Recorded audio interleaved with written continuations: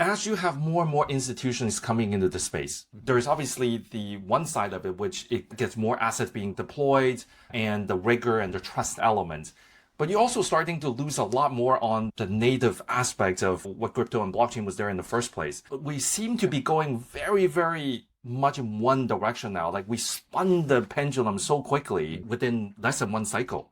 Are we going to swing back or are we going to keep going in this direction? I think a lot of what you're referring to is, I would just say, pragmatism. For a long time, there's kind of a two by two chart that I think about a lot, where some of the axes is like pessimism, optimism, indefinite, definite. I think crypto as an industry for a long time was indefinitely optimistic. We're very excited about the future, but we're not sure precisely what we will build on a blockchain. I would say a lot of the enthusiasm today is very definitely optimistic. And we know precisely the set of use cases and the set of customers that will move on chain. And I think that definite optimism is very focused in the adoption of blockchains by traditional financial institutions. I still think there is certainly indefinite optimism for other sorts of applications that I think will be successful in the fullness of time, but especially because maybe crypto is sort of hyper-capitalist, or whatever sort of swings and volatility you have inherent in capitalism, you have even more so in a totally permissionless and an open economy like the one we have on chain. And so I think there is certainly by sentiment an interest in indefinite optimism.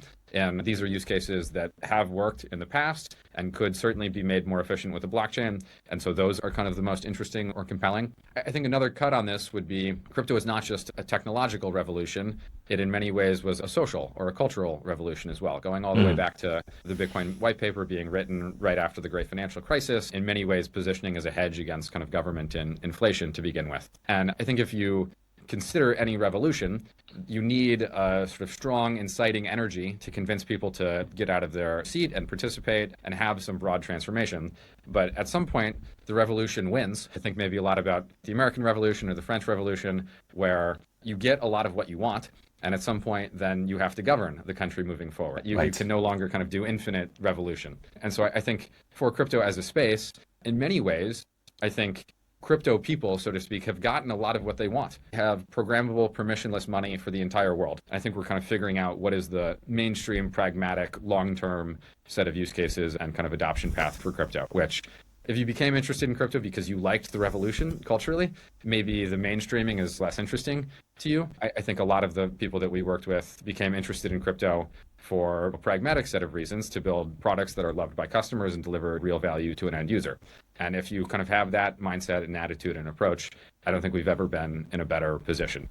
So I think it sort of depends what got you interested in crypto and kind of what your focus is moving forward. But certainly, I think it's a great time to be a pragmatist building a new business on chain. So if I were to ask you, as an industry, have we crossed the chasm? What's your point of view? I think we are in the process of crossing the chasm. I think it's probably hard to say at any point in time, like, this has happened or this has not. Speaking personally, I think a huge success for crypto as an industry would be if we stop calling crypto an industry. Like no one says, I'm an internet company, I'm an internet fund.